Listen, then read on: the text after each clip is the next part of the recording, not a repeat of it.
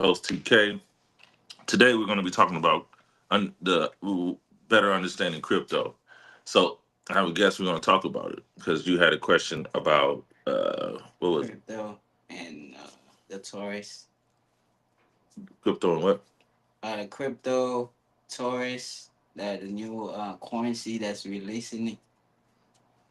What are you talking about? We're talking about Donald Trump. The tariffs, the tariffs. Right. So in the strategic reserve. I remember now. Took me a minute. So what's really going on is America's bankrupt, right? Mm-hmm. America's not just America, all of the European nations are pretty much bankrupt. What happened is we was all funded by banks. The way the banking system works is that for every $1 that is created, $2 of debt is created. Right. So it's kind of one of those things that you never really get out of. Yeah. The banking system understood this from its conception. Let's fix that. The banking system understood it from its conception. So what happened is they knew eventually, it's I don't want to call it a money laundering scheme, but what it is basically the banks controlled the financial system for 100 plus years, whatever. Not even that long, really. Like 70, 80 years. They control Europe, and the way banks work is they lend money. The cool thing about them is that they understand that if I give you $100, Mm-hmm. you pay me 150. I just Mm-hmm. made $150 off that buck, Yeah. right? Which is nice. If I loan a country $100 million, and they're gonna pay me 1.5 million, or one and a half, then I made a lot of money. But Yeah. if they don't, I get to control that country, Mm-hmm. and I can make bigger plays using that country. So what they understood is if we can control the monetary value of a country, if we can turn it, if we control its money, we can control the country. We don't care about the laws because they're in debt to us. Yeah. So they created a system of debt, right? That's the financial system that we're currently in, Mm-hmm. knowing that eventually it's going to get so high. But what they usually do is they say, okay, listen, we're not going to forgive the debt, but you're in a sticky situation. We want you to make sure that you can keep making payments to us. So we're going to extend your line. We're going to give you more money. Mm-hmm. In return, you're just going to keep paying me and paying me and paying me. And they do it in a couple of different mechanisms, bonds, different things like that. So what happened back in 2020, I guess they started to understand, like, the gig is almost up. Like, there's more debt than there's money, Mm-hmm. and we need to do something. So they did quantitative easing, right? Basically, they cut on the printers and said, we're just going to print more money. We're going to extend that debt. Mm-hmm. We're going to extend your line of credit, and then you're just going to pay us, in whatever. Yeah. Eventually, that worked for a little bit, but it was looking like it was over. So, in my belief, this is I'm not a financial advisor. This is just personal, that they realize that, okay, this is the end. So just like with any business, you cash out, right? So what that means is, if I know that my business is going under, do I try to scramble all my pennies and try to save the business when eventually the business is going to end up collapsing and it's going to take all my money with it? Or do I look at it and say, how much credit do I have? How many more resources did I have? Mm-hmm. And then you start reallocating those resources into a different project just separate from that one, right? I think that's crypto. Just personally, like I said, this is all speculation. This is not fact, right? This is just the opinion of some middle-aged black man. You don't have to listen to me at all.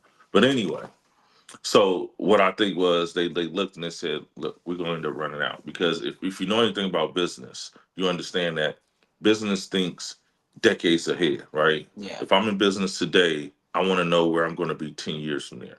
Yeah. I'm gonna know when I'll be 10 years from there, and then based off of that, you start planning. So it's always looking at the future of the business, at the future of the economy, future of the world. Mm-hmm. And when they're looking at it, it's probably like, okay, we ain't got a lot of time left, because at some point we're gonna hit a wall, and there's not gonna be able to get no more money. we're not going to be able to make no money, and they're not going to make no payments. So what do? Well, when you're looking at what crypto is, it's just an upgrade, right? Blockchain is the real technology. What blockchain allows you to do is it's a digital ledger. It allows you to add transactions on a digital ledger that no one can hack, that nobody can alter, right? Because every time a transaction or anything was placed, it creates its own block. Everybody can read it. Basically anonymous. Yeah, well, it's not really anonymous because there's a number attached to it, right? So before it used to be anonymous because it was just a number, and you had to know that number in order to know who it is. Now, the government, the U.S., there's KYC, right? KYC is basically verification of your identity. So the way the U.S. did it was they was like, okay, we need to know who holds these wallets, right? For all kind of reasons, to know what kind of who's holding what, who's hiding what, make sure it's not done some nefarious acts, whatever, right? We'll keep it PG on that one. So what happens is now they understand the identity of everybody who holds those wallets. They know who they is, what demographic they come from, right? And as the system being built, it's slowly being like on board and off board, right? So the first thing was back in 2020, you had a company BlackRock. You know who BlackRock is? Yeah. Yeah. Right. So here we are, the largest hedge fund manager in the world. They saying that don't buy cryptocurrency. It's a scam. It's used for scam artists, for money laundering, right? They was coming down hard, like talking real shit. But then you look at some of the patents of some of these crypto companies and some of these emerging technologies, and they're saying that basically these same people have patents or have bought companies attached to the same uh, financial instrument that they just said was used for money laundering. But they're telling the public, don't do it. Don't even get it. I remember Jamie Dimon, who runs Chase, JP Morgan Chase. He would tell you, if anybody that works for me buys crypto, I'm firing you immediately. Right? That's a bold statement. Wow. But then you find out that uh, Chase has his own cryptocurrency coin. Yeah. Right? So on the back end, they have been getting ready for it, but on the front end, they telling people don't waste your time, don't waste your energy, don't waste your money. Right? So fast forward 4 years, because this was 2020. Now we're in 5 years, 2025. 2025, you have Bitcoin ETFs. You know what ETF is? Yeah. Exchange fund. Yeah. Yeah. You have Ethereum ETFs, right? They're XRP ETFs. There's all these Wall Street uh, financial tools or financial investment platforms that they financial instruments that they have for now people that can invest in that they can control, right? So when Trump on Sunday said we're going to be adding cryptocurrency to the federal to the strategic Federal Reserve System, what he basically is saying is we're about to go mainstream. Not only is crypto real, but now it's ready enough and it's going enough that we're going to be adding it to our own investment portfolio for the United States of America, which is huge. And then what that means is because, like I said, year prior, you had a witch hunt for anything crypto coming out of America, right?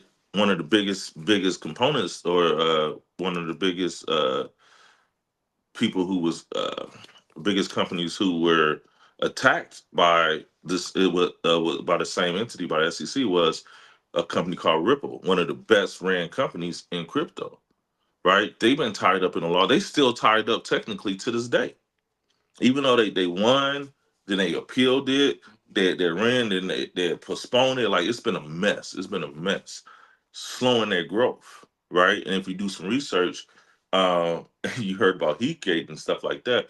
It turns out that some of those same bankers, some of them same individuals, deliberately went after Ripple to slow down its growth in order for the coin of choice. I'm not going to say the name, but the coin of choice to Get them take up. their Yeah. place because pe- one thing, and I ain't gonna say rich people, I'm just gonna say whoever controls the money, they don't want to lose control of the money.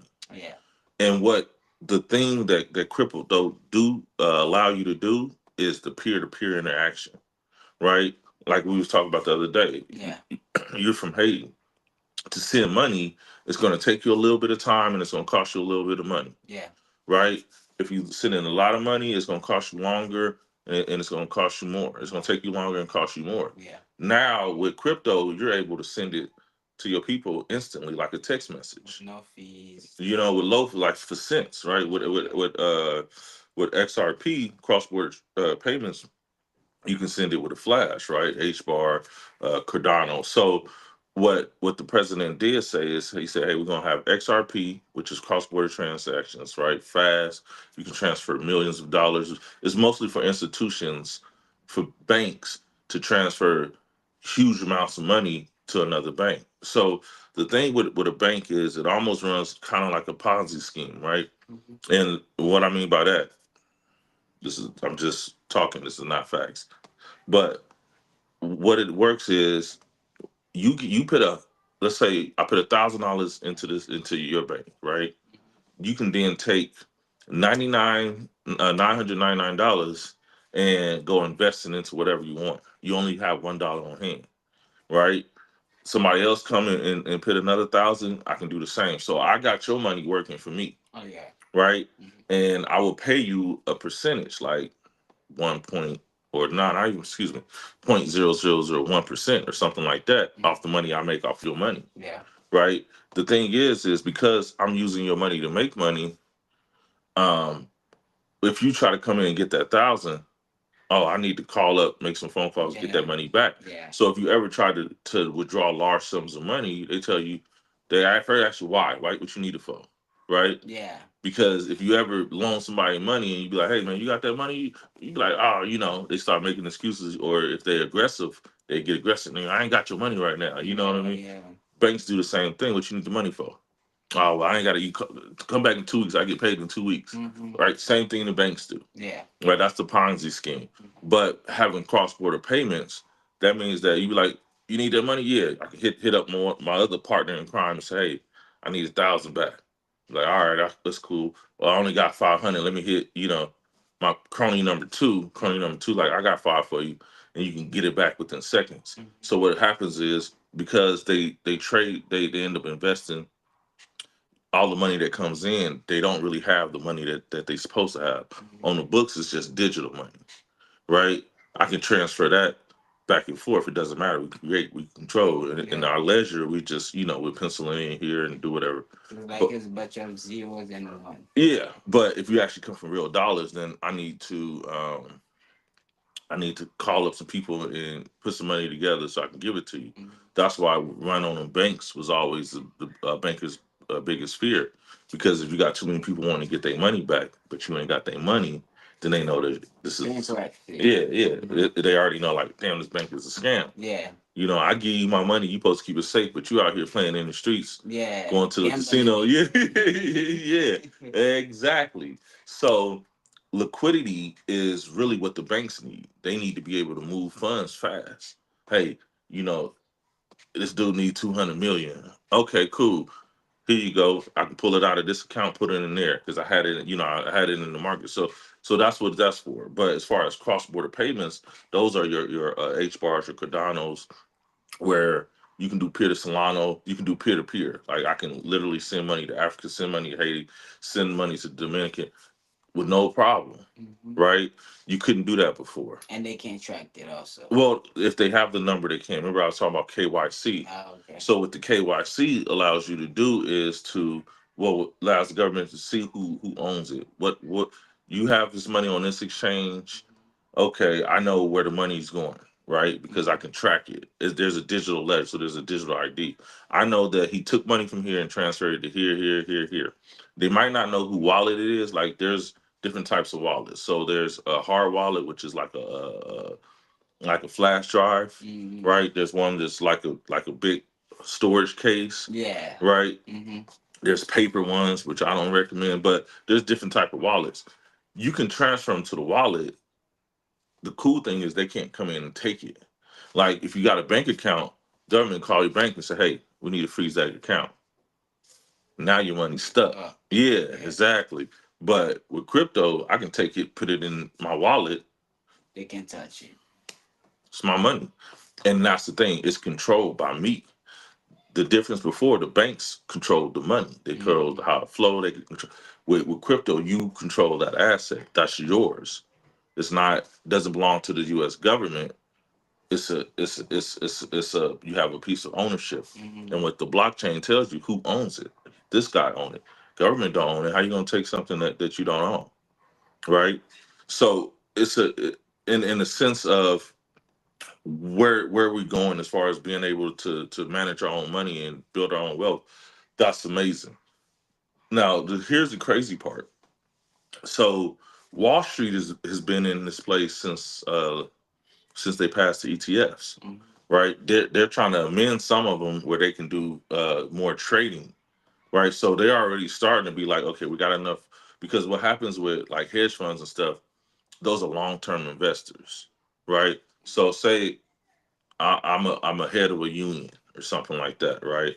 And I have 100,000 people in my organization, or and I'm in charge of these people pensions, right? And all a pension is an investment account where it's usually traded on the stock market, but in this case it'd be traded in crypto.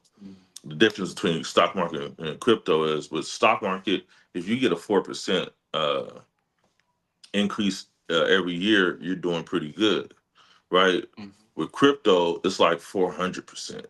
You know what I mean? So it grows fast.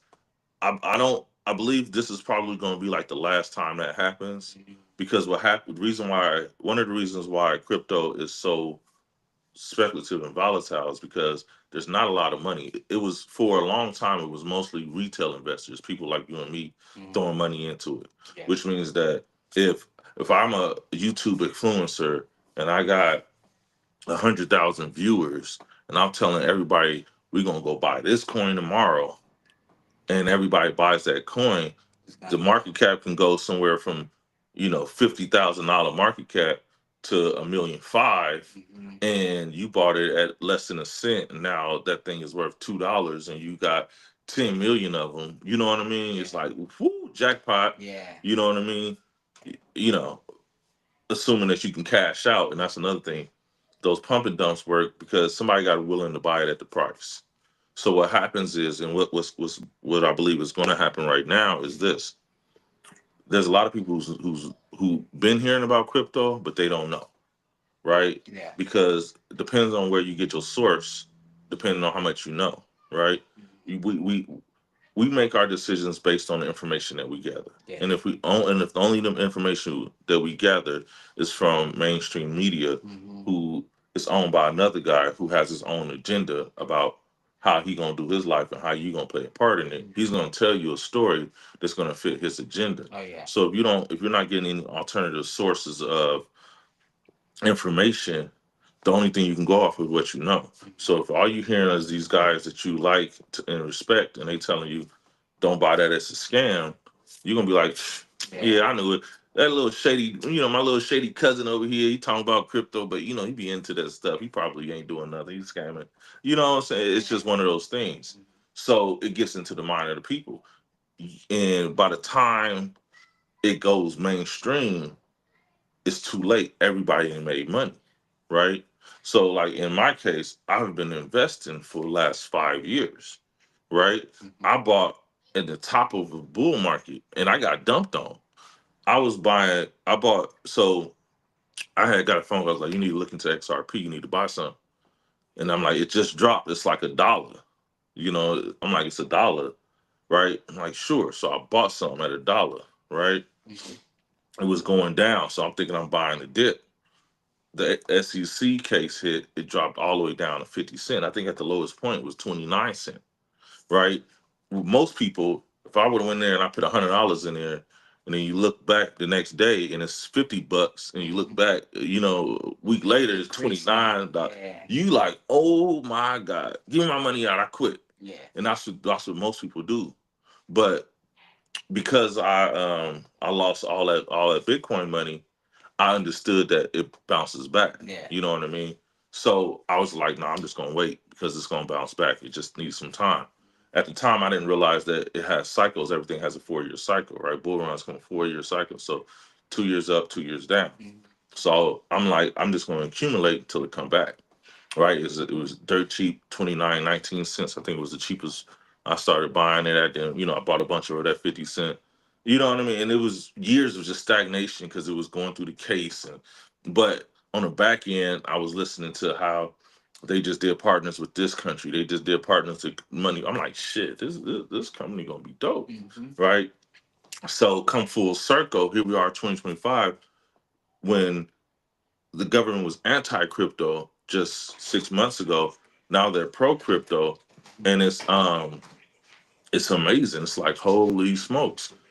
Now you have the big Black Rocks and State Street, all of those guys ETFs. But more importantly than that, you have the financial institutions. Now you have the big banks. They're coming. They're waiting on regulation. So there's a whole crypto committee. I can't remember the name right now, but they have government. Trump has appointed. He called them the crypto czars or whatever, to bring in regulation to make America the crypto capital of the world.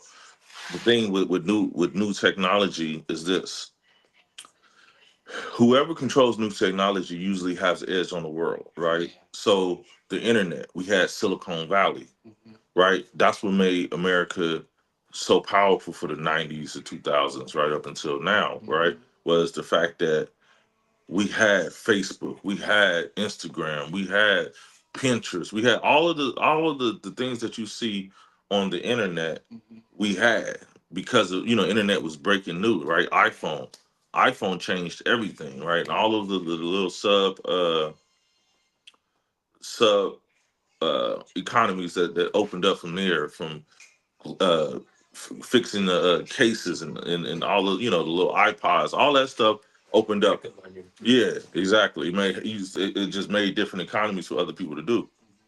So now what they call blockchain is Web 3, right? So Web 1 was the DOS system. That's when you used to have to type in things you only can read, right? Web 2 was when they started throwing applications. Now you can do videos. Now you can add, social medias and stuff like that, right?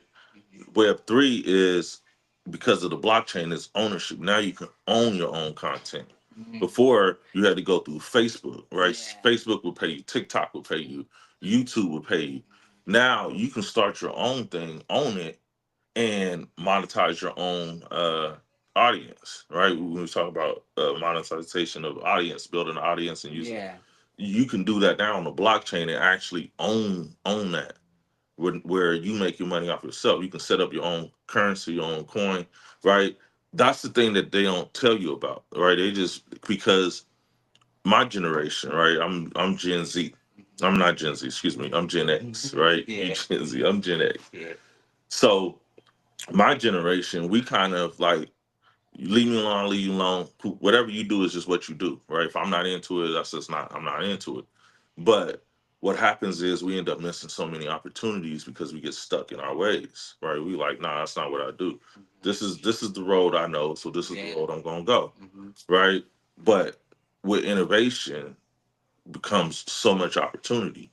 And like I said, so this is what I know. I know that I was around 18, 19 when the dot com boom started, was at its peak, right?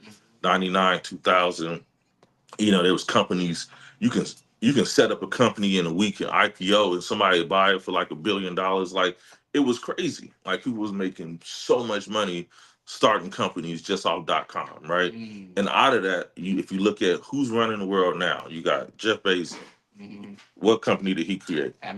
Amazon. It was an online bookstore when it started. Amazon sold books. You know what I mean? Yeah. Like only that was his flagship. Then it opened up and started selling things, and then opened up the marketplace, and then said, "Listen, we're just gonna handle logistics. Y'all sell stuff. I got the platform. I got the audience. You gonna do what you do, Hmm. right?" Then you have what Microsoft, right? Fucking Bill Gates, right? That's the dot-com boom, right? Yeah. All of the people that you see in power now came from that transitional era, that magnificent boom in technological advance. Hmm.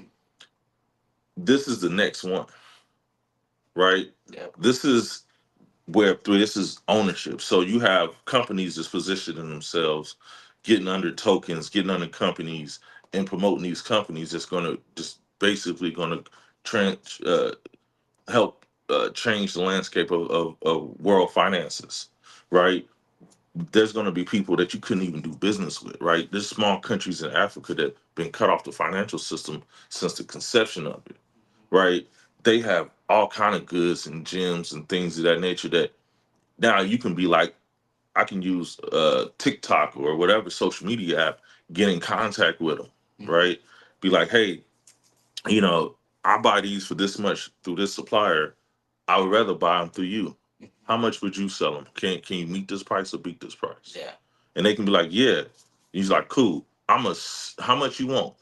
And you send them the money that's seeing your goods. It can be just like that. And then all of a sudden now you got a country that had no financial resources now able to financially thrive because they can actually take the resources that they have on their soil, they own them and sell them through you. Yeah. And you guys can do that through smart contracts.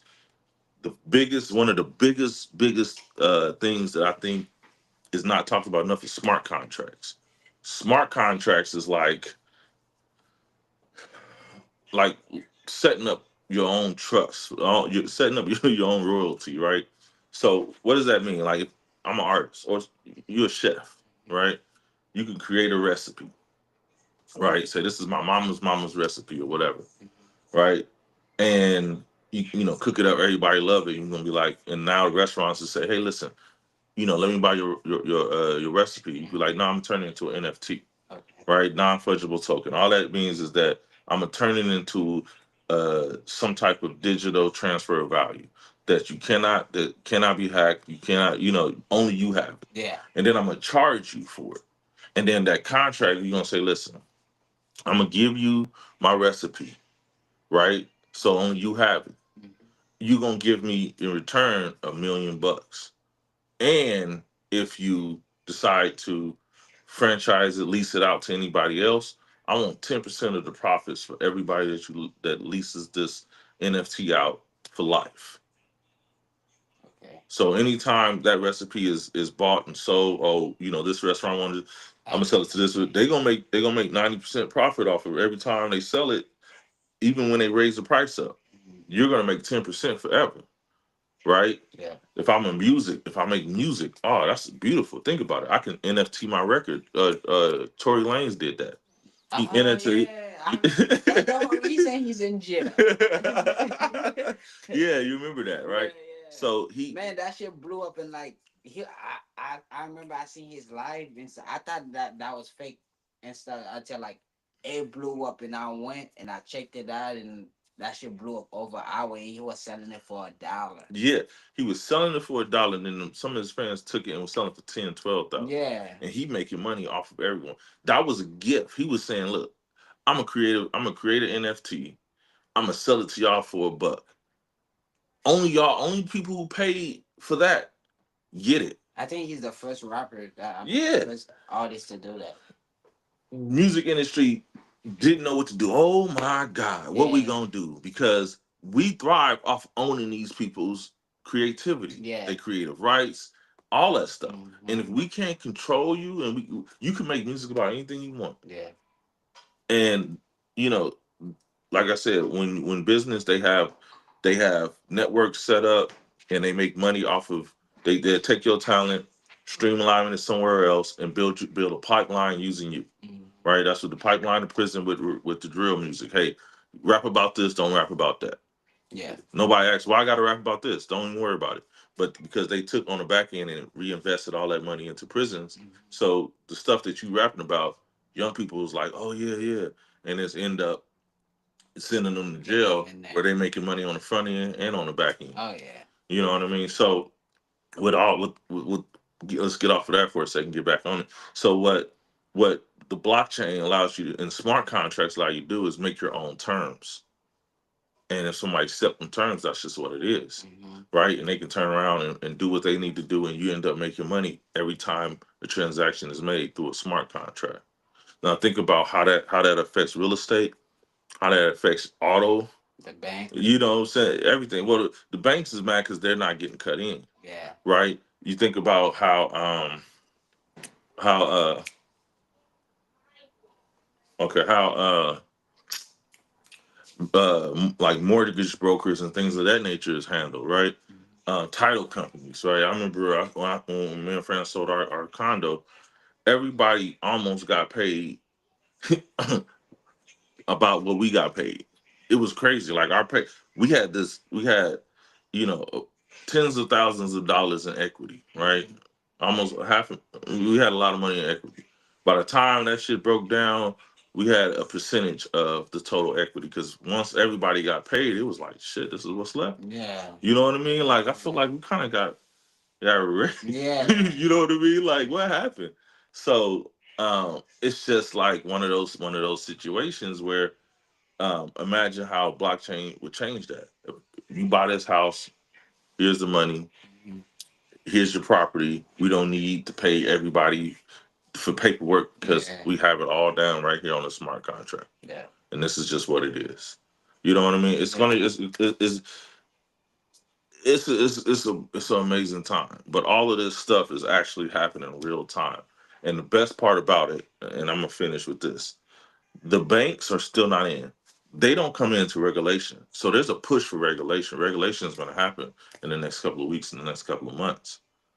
Once that's happened, they already declared day one they're investing. You're talking about the pensions. You're talking about um, super institutions. You know, global institutions throwing money into this thing.